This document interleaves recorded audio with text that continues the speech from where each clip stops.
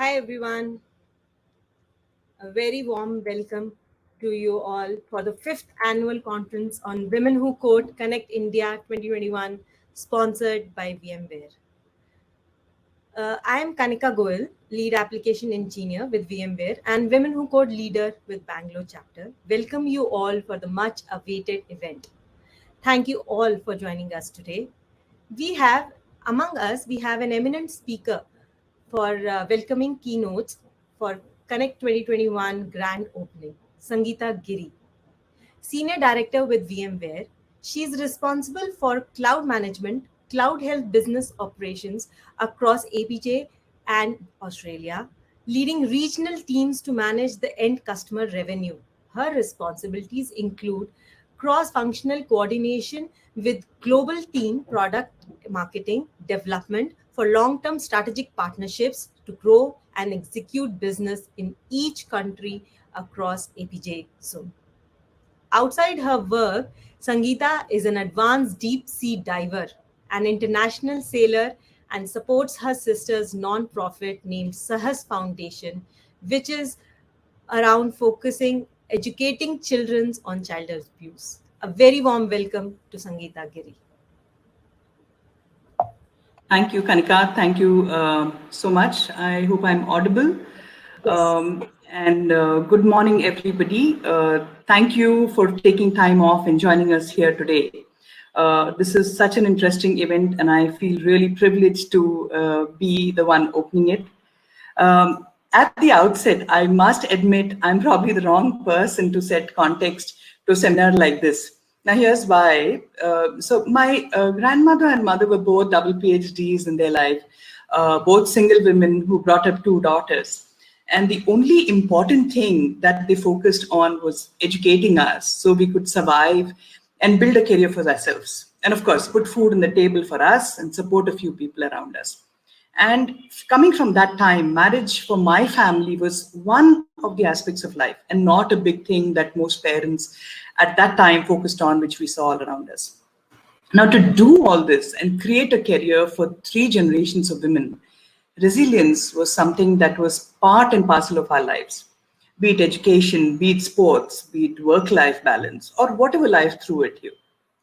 But then not to make this about me. I personally think every woman is resilient in life. I mean, let's face it, while there's change, we still have to fight the same battles in our life, managing a career, a tough career, playing the role of the essential caregiver that all of us and most of us actually are.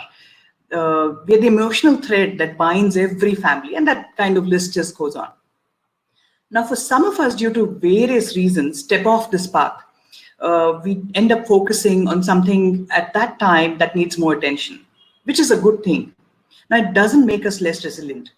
It just manifests itself in other aspects of life. Now, looking at the corporate world currently, where we are today, a quarter of all employees view their jobs as the number one cause of stress in their lives. And working in today's times is not easy. We're constantly connected. We're always on. Look at us today, right? We're all in different parts of cities and countries and all connected right now. And we all have highly demanding work cultures, and stress and the risk of burnout is so heavy and widespread around us. So we know deep down that the pace and intensity of this lifestyle, which is so contemporary work culture, is not going to change. It only would get, it would improvise further and become even more complex. So I'm not here to say build resilience. We all know we have it. We just need to reconnect to that part of our soul.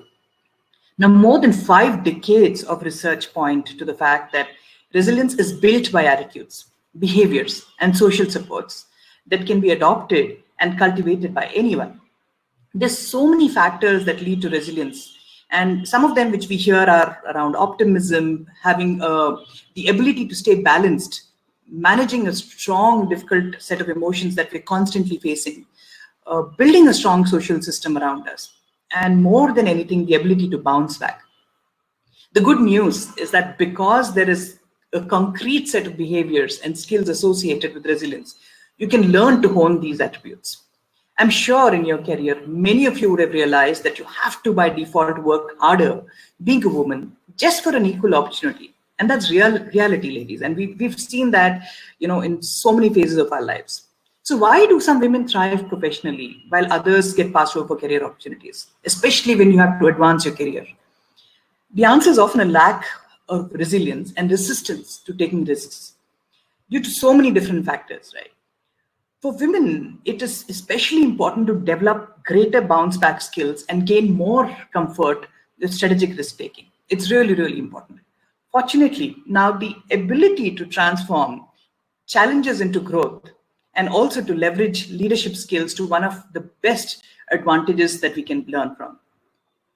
As one of my mentors always told me, self-awareness gives each one of us the powerful ability to reframe uncertainty, welcome healthy conflict, adopt to tough challenges, and move out of our comfort zone. We kind of stay on our comfort zone for too long. So we constantly need to test ourselves.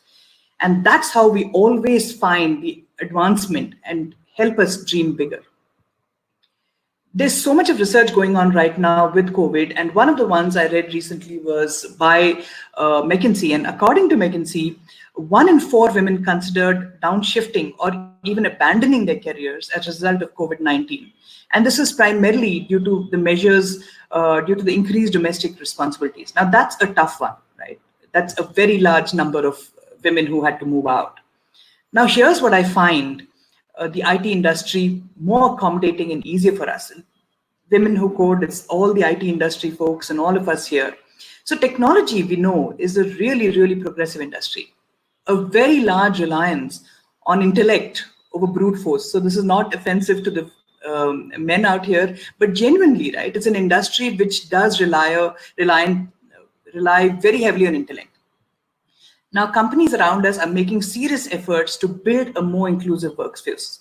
And we're seeing this day in and day out. The amount of policies that are getting clearly focused and laid out more on diversity and inclusion than ever seen before.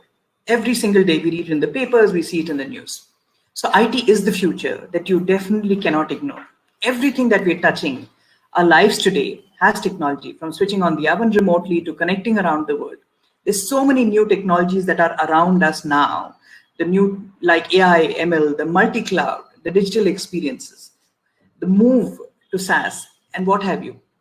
So ladies, no matter where you are, what break you have taken, you have the ability to upskill yourself, join back and continue your career.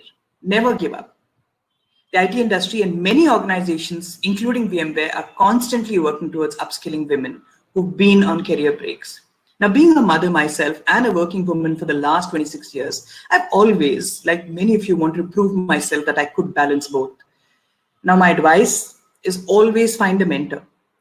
You need a mentor who's going to be honest to tell you where you're going wrong. And you should be strong enough and mature enough to take that feedback to course correct yourself.